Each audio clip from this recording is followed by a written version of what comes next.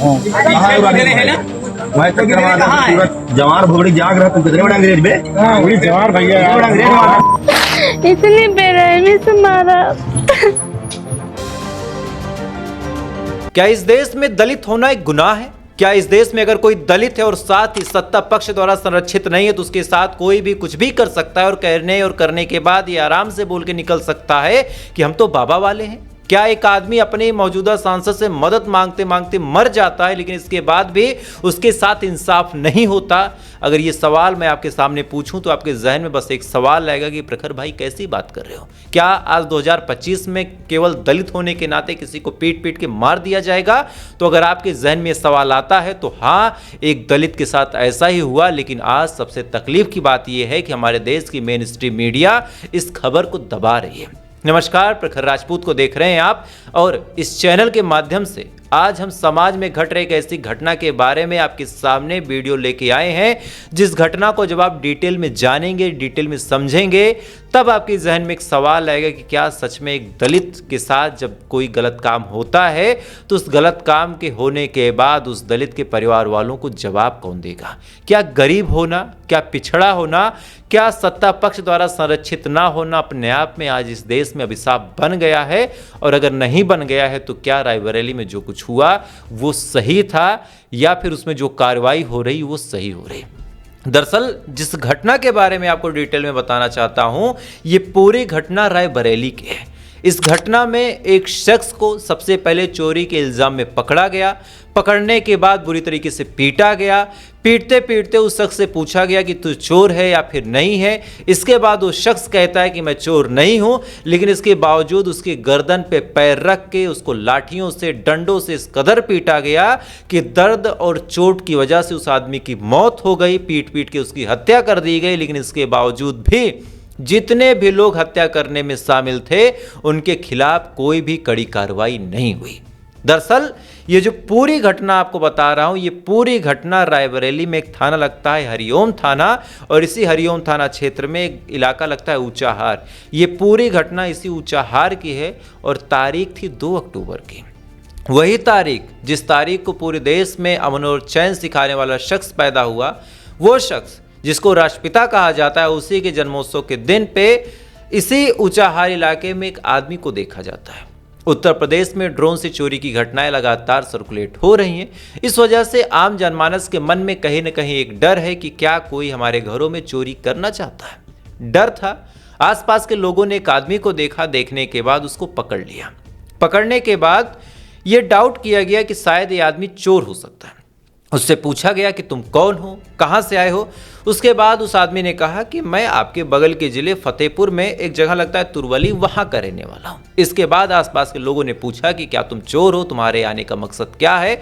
ये तमाम सवाल जब उससे पूछे जाने शुरू किए गए तो शुरुआत से इतना नर्वस हो गया कि वो कुछ बताने में असमर्थ था। और यहीं से आसपास के लोगों का जो शक था, आसपास के लोगों का जो डाउट था, उस आदमी के ऊपर बढ़ता चला गया। इसके बाद उस आदमी के साथ मार पिटाई की घटनाओं को अंजाम देना शुरू किया गया। सबसे पहले उसको थप्पड़ों से पीटा गया, उसके बाद लाठी डंडों से मारा गया और इसी बीच किसी शख्स ने उसका वीडियो बनाना भी शुरू कर दिया।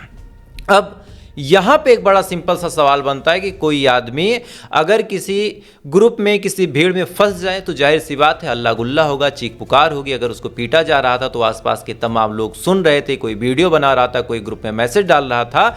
तो हमारे उत्तर प्रदेश में 112 नंबर जो अलग अलग जगह पेट्रोलिंग करती, हर गांव में जाके उसकी गाड़ियां घूमती रहती हैं, इतनी बड़ी घटना को अंजाम दिया जा रहा था। क्या 112 नंबर की गाड़ियां उस इलाके में नहीं पहुंची थी? और अगर पहुंची थी तो फिर उन्होंने क्या किया?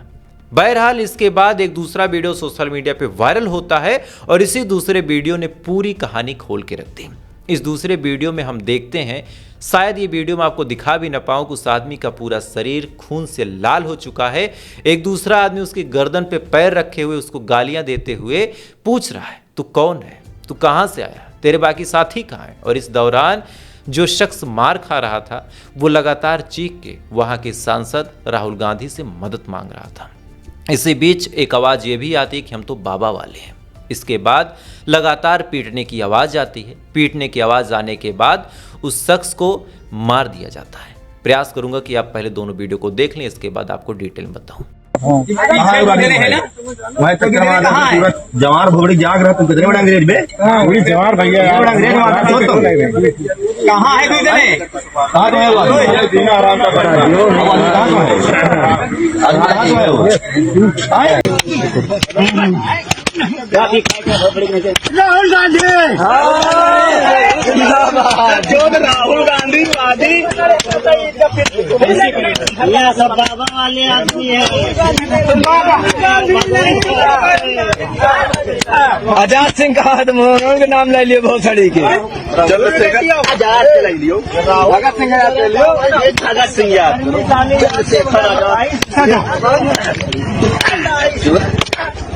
इन दोनों ही वीडियो में आप देख सकते हैं कि पहले का सीन कुछ और है, उसमें उसको बैठा के पूछा जा रहा है, गाली गलौज की जा रही है, उसके कान को पकड़ा गया है। और दूसरे वीडियो में आप देख सकते हैं कि उस आदमी को पीट पीट के लहूलुहान कर दिया गया है और इसी लहूलुहान करने के साथ, पिटाई के साथ उस आदमी की मौत हो जाती है। अब इतनी तमाम चीजें हो गई, पूरा वीडियो सोशल मीडिया पे वायरल हो गया। वीडियो वायरल होते होते इस आदमी के घर पे गया, इसकी बहन, इसकी माँ जब वहां पे भाग के आती, पुलिस वालों से गुहार लगाती, पुलिस वाले आते हैं, बॉडी को रिकवर करते हैं, पोस्टमार्टम होता है। पोस्टमार्टम में भी ये रिपोर्ट निकल के साफ साफ सामने आ जाती है कि इस आदमी को पीटा गया और तो दर्द और शॉक की वजह से इस आदमी की मौत हुई। लेकिन इसके बावजूद भी इस मामले को 2-4-6 दिन तक बाकायदा दबा दिया गया। धीरे धीरे ये वीडियो जब सोशल मीडिया पे वायरल हुआ, वायरल होने के बाद धीरे धीरे जब यहाँ पे पॉलिटिकल पार्टियां एक्टिव हुई, मामला राजनीतिकरण की तरफ गया, तब जाके पुलिस इसमें एक्शन में आती है और कई सारे लोगों को गिरफ्तार करती है। लेकिन मरने वाले की बहन ने क्या आरोप लगाया, आप उस आरोप को पहले सुन लीजिए।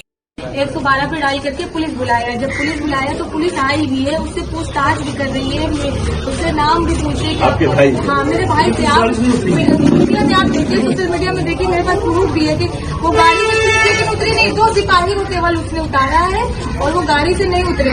ठीक है, उससे पूछ रहे हैं कि तुम्हारा नाम क्या है, तुम कहाँ से आए हो, कहाँ जा रहे हो। भाई से पूछो, मेरा भाई सब बता रहा, मेरा नाम ये, मैं फतेहपुर से आया हूँ, मैं ट्रैवल में रहता हूँ, मेरा ससुराल ऊंचा हाल, मैं अपने ससुराल जा रहा हूँ, मैं चोर और नहीं हूँ। तब भी पुलिस वाले ने कोई सुनवाई नहीं करी, लिखा पढ़ी कलम चला आ रहे हैं। मुझे ये मैं जानना चाह रही थी कि जब पुलिस की कस्टडी में होते हुए पुलिस ने क्यों नहीं, अगर पुलिस की इन्फॉर्मेशन नहीं रहती तो पुलिस वालों को अपने पास बैठाना चाहिए। पुलिस वाले ने बैठाना चाहिए, पुलिस को पूछने कस्टडी बिना पुलिस उनको जनता को दे दी, जनता के गाँव के हवाले पुलिस वाले की लापरवाही। इस वीडियो में उस बहन को आप सुन सकते हैं जो इस मरने वाली की सगी बहन है और उसका कहना है कि उसके भाई की 2 वीडियो वायरल हुई, पुलिस को बाकायदा पता था, लेकिन पुलिस वालों ने कोई भी कॉपरेट नहीं किया। यह आरोप मेरा नहीं है, यह आरोप मरने वाले शख्स के परिवार का है कि पुलिस वालों ने उनकी मदद नहीं की। मामला यहां भी नहीं रुका, धीरे धीरे लोगों का जो पारा था हाई हुआ, उन्होंने प्रदर्शन करना शुरू किया। उसके बाद भी इस मामले में किसको गिरफ्तार किया गया, कौन पकड़ा गया है, उनका क्या नाम है, इसके बारे में भी कहीं डिटेल में कोई भी जानकारी निकल के सामने नहीं आई है।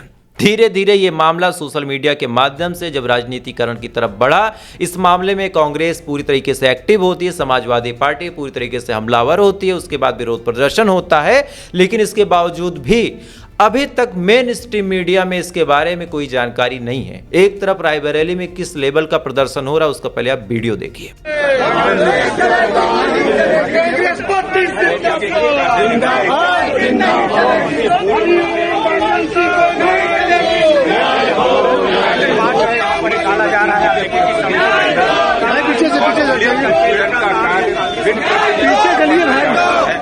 और बेखौफ तरीके से जिस प्रकार से सरकार के लोग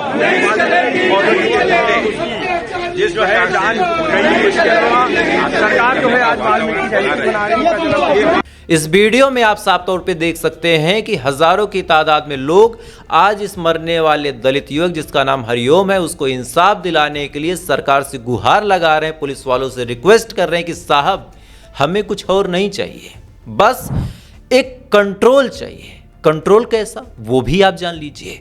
मान लीजिए आपके गांव में कोई चोरी करने वाला गया, आपने किसी चोर को पकड़ लिया और रंगे हाथ पकड़ लिया, वो चोरी कर रहा था, लेकिन आपके अंदर इतना जिगरा कहां से आया कि एक चोर को हम इतना मार दें कि उसकी मौत हो जाए।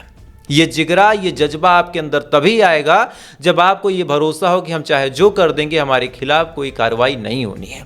आमतौर पे चोर पकड़े जाते हैं, आमतौर पे लोग जो फ्रस्ट्रेट होते हैं, जो अपने घरों की रखवाली करते करते थक गए, या फिर ऐसे लोग जिनके घरों में चोरी हुई है वो नाराज होते हैं, वो पिटाई करते हैं, वो अलग बात है, वो उनकी सेंटिमेंट का मामला है। उसमें मैं ये नहीं कहूँगा कि कोई भी गांधी जी बन के चुपचाप पुलिस के हवाले कर दे। आमतौर पर अग्रेशन में लोग ऐसे कामों को करते हैं, लेकिन इतना मारना कि पीट पीट के मार देना, आदमी मरते हुए राहुल गांधी जी से गुहार लगाए तो इस पे कोई आदमी ये कह दे कि हम तो बाबा वाले हैं। ये हिम्मत, ये ताकत कहां से आती है? और उससे भी बड़ी बात यह है कि आज मरने वाला शख्स एक दलित है, तो उसके लिए इतनी खामोशी सरकार के जहन में क्यों है? मैं इस देश के, इस प्रदेश के प्रधानमंत्री और मुख्यमंत्री साहब से ये सवाल पूछना चाहता हूं कि क्या अगर कोई वाल्मीकि न मर के यहाँ पे कोई पांडे, कोई शुक्ला, कोई क्षत्रिय, कोई अलग विशेष वर्ग जो एक खास वोट को साधता हो, एक खास वोट बैंक रखता हो, अगर वो मारा गया होता तो इस देश की मिनिस्ट्री मीडिया, चाहे अलग अलग जो और मीडिया, उसके अंदर इतनी खामोशी होती? और अगर नहीं होती तो आज इस हरिओम वाल्मीकि के लिए पिछले 7 दिनों से इतनी खामोशी क्यों है? 2 तारीख इसकी मौत हुई, आज 10 तारीख है। 10 तारीख तक मैं देख रहा हूं कि किसी भी मिनिस्ट्री मीडिया में इसके बारे में कोई खास जानकारी नहीं है। चारों तरफ प्रदर्शन की बात छोड़िए, रायबरेली में ही कांग्रेस ने एक रैली निकाली, इसके अलावा पूरे देश में इस घटना के बारे में कोई जानकारी नहीं। इधर लखनऊ में माननीय काशीराम जी की जयंती पे इतनी बड़ी भीड़ थी, लेकिन 4 लोग भी ऐसे नहीं थे जिन्होंने हरिओम के बारे में कुछ बोला। खैर, इसके बाद अब आपसे क्या ही कहा जाए। मुझे लगा इस वीडियो के माध्यम से आपको जागरूक जरूर किया जाए। इस वीडियो के माध्यम से आपसे एक सवाल पूछा जाए कि क्या जब गरीब तबके के लोग मारे जाएंगे तो उनके लिए कोई आगे आएगा, और अगर आगे नहीं आएगा तो गरीब लोगों का भविष्य आखिर कहाँ जाएगा? तो अगर आप भी मेरी इस मुहिम में मेरे साथ शामिल होना चाहते हो तो वीडियो को लाइक करके, चैनल को सब्सक्राइब करके अपने दोस्तों से शेयर जरूर कर दें, क्योंकि हम ऐसे मुद्दों को आपके सामने रखते हैं जिन मुद्दों के बारे में कोई भी डिटेल में बातचीत नहीं करना चाहता, क्योंकि ये मुद्दा कहीं ना कहीं सरकार के खिलाफ, सरकार से एक सवाल पूछने का होता है, और ऐसा जज्बा बहुत कम लोगों में होता है। बाकी थोड़ी देर बाद आपसे फिर मुलाकात होगी ऐसी किसी वीडियो के साथ। तब तक आप अच्छे रहिए, खुश रहिए, अपना ख्याल रखिए, अपने देश का ख्याल रखिए। जय हिंद, वंदे मातरम।